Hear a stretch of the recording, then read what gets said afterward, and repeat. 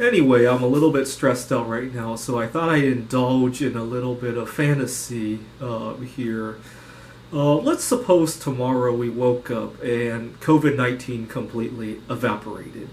Or, more likely, all the deaths that we thought were due to COVID-19, they were misattributed. It was some other reason, and they're not going to happen anymore.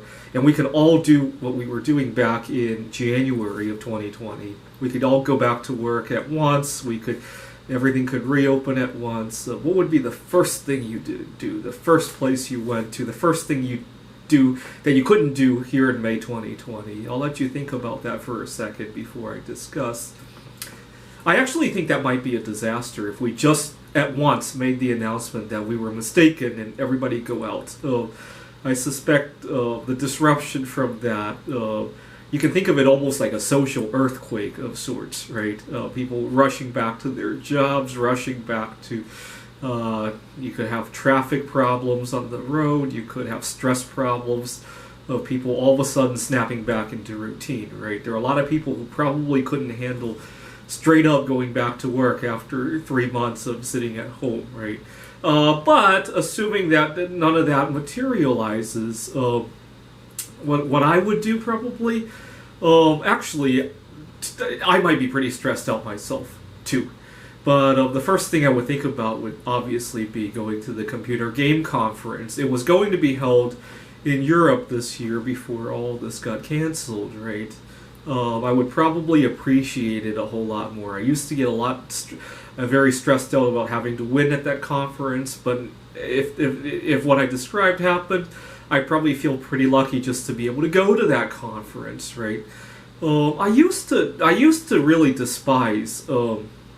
See, I love going to backgammon tournaments, but I used to despise how everybody who goes there always bets a lot of money. Sometimes it's a little bit outside of my budget, right? Here in Washington State, last year, I got an email from the director of one of the backgammon clubs I go to saying that we're going to be canceled for now. This was not COVID related at all, but she said we're going to be canceled for now because Washington State has cracked down on all this unlicensed gambling at backgammon.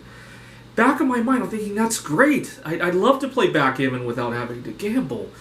Because I don't have a religious objection to gambling or anything. I do gamble recreationally, but sometimes the amounts that these backgammon tournaments go up to are insane. And it's a little bit outside my budget. Sometimes I can't go to every event that I want to go to. And now that we can't gamble, I can go to a lot of these things.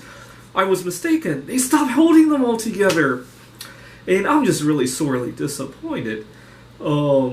Sometimes when I travel to Taiwan, to even just north of the border to Canada, I look for some of these tournaments because a lot of these, well, obviously the cost of living in some of these places is a lot lower. So when people do play backgammon, the amounts that are gambled are also a whole lot lower.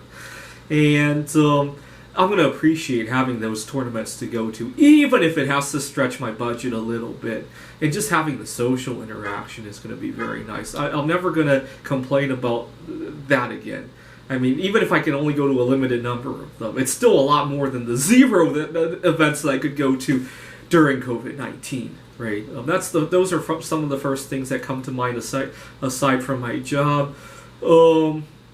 I mused about Gdansk Bay a little earlier in the crisis. I don't think I want to be going to Gdansk Bay after the crisis. I really enjoyed my time alone during the crisis of walking along the Kirkland Trail, writing computer games. And I don't want to meet somebody else again. The main reason I wanted to go to Gdansk Bay was I really like the girls over there. But now that I like my time alone so much, I still like Gdansk Bay, don't get me wrong. But it doesn't seem as appealing anymore compared to the backgammon tournaments, compared to the Computer Olympiad, compared to spending time alone and learning new hobbies and learning how to play a number of different games. Obviously... I'll have a whole lot of new places to record YouTube videos besides my apartment, right? And I think you guys will enjoy that too. Anyways, what would you do if you woke up tomorrow and COVID-19 completely disappeared? Leave a comment. Thanks for watching.